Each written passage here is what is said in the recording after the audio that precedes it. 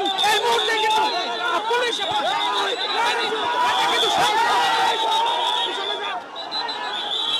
এই মুহূর্তে কিন্তু পুলিশের সাথে কিন্তু সেনাবাহিনী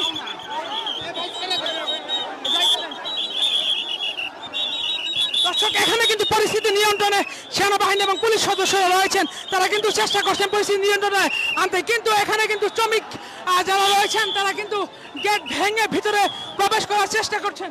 এখানে কিন্তু কোহিনুর কেমিক্যালের ঠিক সামনে কিন্তু পুলিশ অবস্থান নিয়েছেন, এখানে কিন্তু সেনাবাহিনী অবস্থান নিয়েছেন, সেনাবাহিনী কিন্তু চেষ্টা করছেন শ্রমিকদের থামানো দেওয়া। দর্শক এই মুহূর্তে কিন্তু এখানে সেনাবাহিনী এবং পুলিশ যৌথ বাহিনীর অবস্থান রয়েছে। বাইরে থেকে কিন্তু কোহিনুর কেমিক্যালের ভেতরে ইট পাটকেল নিক্ষেপ করা হচ্ছে।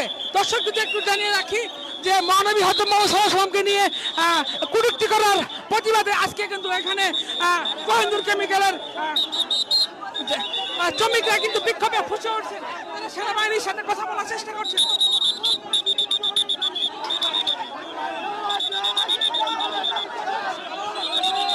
এবং এই মুহূর্তে কিন্তু পুলিশ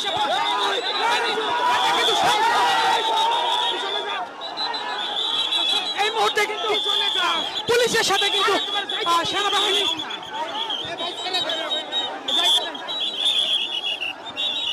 দর্শক এখানে কিন্তু পরিস্থিতি নিয়ন্ত্রণে সেনাবাহিনী এবং পুলিশ সদস্যরা রয়েছেন, তারা কিন্তু চেষ্টা করছেন পরিস্থিতি নিয়ন্ত্রণে আনতে, কিন্তু এখানে কিন্তু শ্রমিক যারা রয়েছেন তারা কিন্তু গেট ভেঙে ভিতরে প্রবেশ করার চেষ্টা করছেন।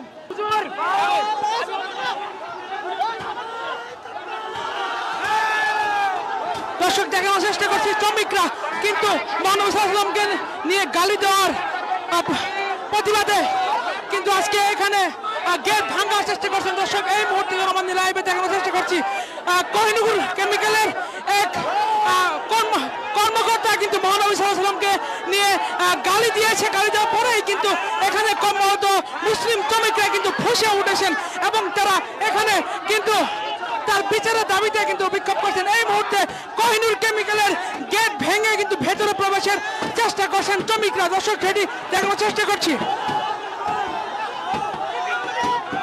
আমরা সমুখে ফাঁসি চাই, আর নবীজির কথা কইছে, আমাদের নবীজির কথা কইছে।